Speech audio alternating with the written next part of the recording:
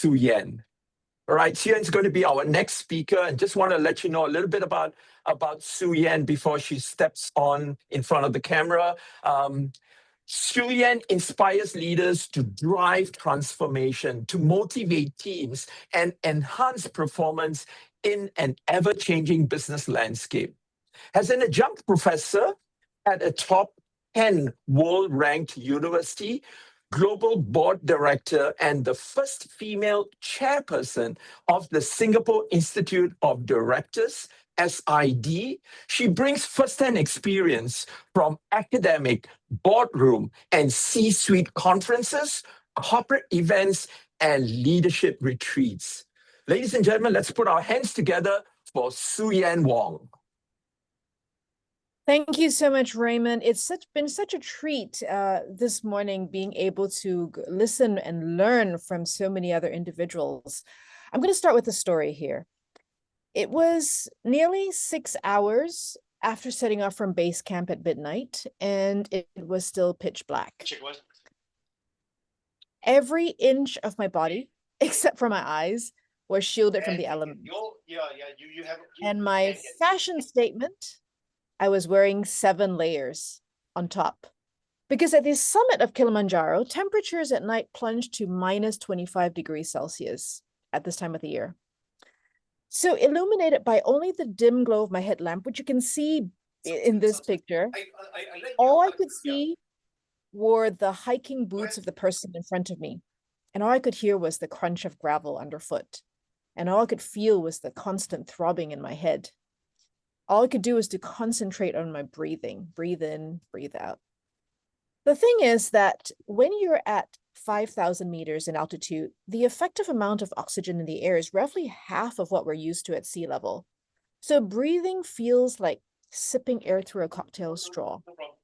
And Kilimanjaro is 5,895 meters, the world's highest freestanding mountain, topping Everest Base Camp by an additional 10%. So every step felt like lifting concrete. As you can see here, we're walking really, really slowly. I repeated silently to myself, pole, pole, slowly, slowly, because the only way to climb was to reframe the goal from summit to the next step. And here's the point. On Kilimanjaro, I learned a truth that I've carried into boardrooms, classrooms, and career transitions. Reinvention isn't a leap. It's the discipline of the next move, repeated over and over again. So as HR and L&D leaders, you are the engine of enterprise transformation and enterprise reinvention. Strategy cycles compress. They used to run 20 to 100 years. These days, they're somewhere in the region of 5 to 7 years. Roles are unbundled and skills decay faster than budgets get renewed. You're being asked to transform the business without alienating the people. And you're being judged not on learning hours, but on outcomes, capability, agility, mobility, productivity. If your people don't own their careers, your transformation stalls. On the other hand, if they commit to reinvention, you're able to thrive amidst disruption, and you're the hero. So why reinvent and why now? You know, back in 2013, the National Geographic predicted that a baby born then would live to 120. Quite a far out prediction, but not less than 2 years later, Time magazine came up with a competing cover basically saying that this baby would live to be 142 years old. So in an era of 100-year lives, reinvention is imperative.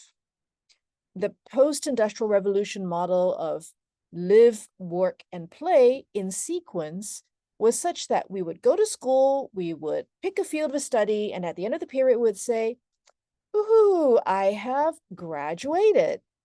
Time to move on and get myself a job." You would then dedicate yourself to that one job, moving up in the profession, climbing the ladder, as they would say, and looking forward to that one day when you say, "I'm going to retire. We all know the story very well. But in the age of 100-year life, we're moving from 40-year careers to 60-year portfolios, sometimes 70 years. And on top of that, the half-life of skills is shrinking. As a consequence, for organizations, what we're really looking at is constant disruption. Will machines replace humans? For example, if you type this into Google, this is literally what you'll get. I didn't make this up. So the old 3 boxes of learn, work, and play have become learn, work, and reinvent on repeat, on repeat. Winners are not those who log more hours, but those who can deliver outcomes, refresh their skills, and recast their identity across different seasons of life. Employers like you expect skills to shift.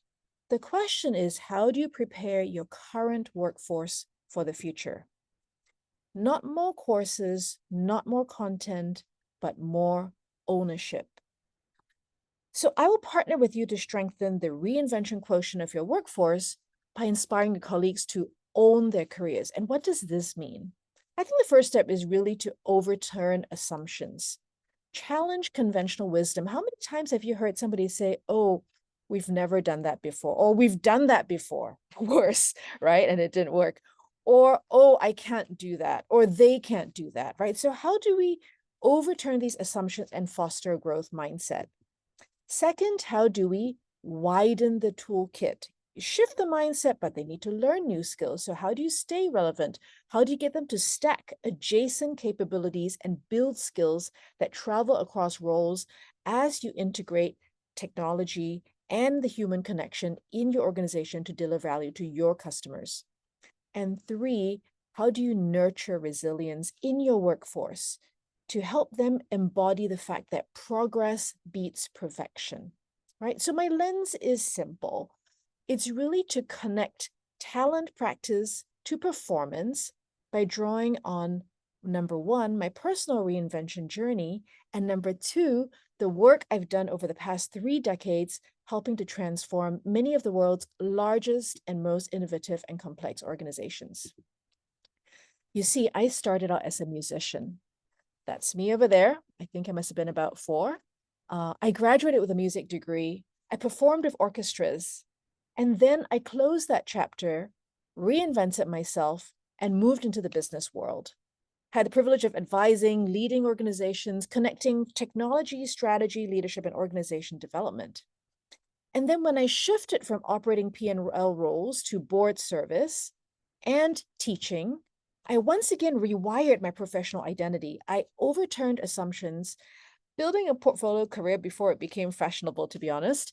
I widened my toolkit, learning about governance, storytelling, entrepreneurship, and I nurtured resilience both personally and professionally. For example, Kilimanjaro.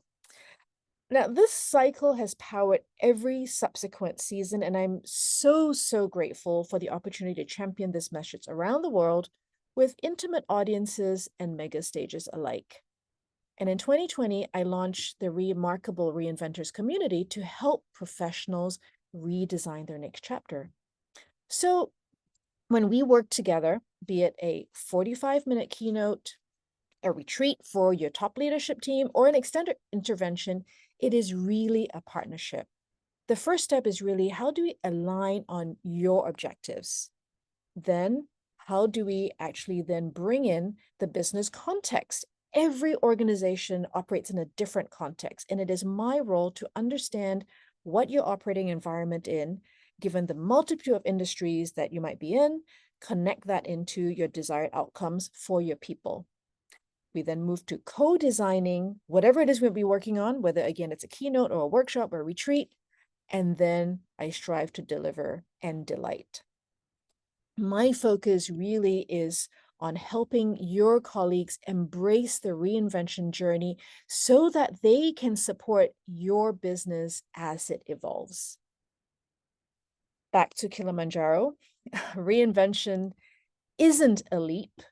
It's the discipline of the next right move repeated over and over again. That's the message that I bring into your organizations. to inspire leaders to drive transformation, motivate teams, and enhance performance in an ever-changing business landscape. If any of this resonated with you, let's continue the dialogue. I invite you to check out my QR code, whether it's my speaker reels, details about my blog. Welcome to join various subscribers and stay in touch, or just reach out and we can continue the conversation. Thank you so much for having me today.